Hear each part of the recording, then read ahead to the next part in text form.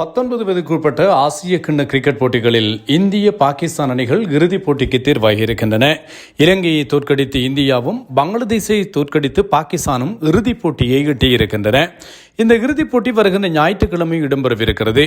இறுதி 80 நாட்களில், அதாவது இந்த வருடத்தில் இறுதி 3 மாதங்களை நாங்கள் எடுத்துக்கொண்டால் இந்த 2 அணிகளும் இந்திய பாகிஸ்தான் அணிகள் ஒட்டுமொத்தத்தில் 8வது தடவையாக மோத உள்ளமை குறிப்பிடத்தக்கது.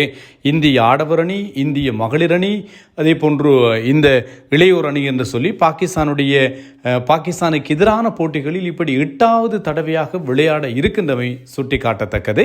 பார்ப்போம், இந்த இளையோர் உலக ஆசிய கிண்ண போட்டிகளிலே இந்திய பாகிஸ்தான் அணிகள் மோதுகின்ற இந்த போட்டிகளிலே இந்தியாவா பாகிஸ்தானா வெல்லப் போகிறது என்பதை பொறுத்திருந்து அறிந்து கொள்ளலாம்.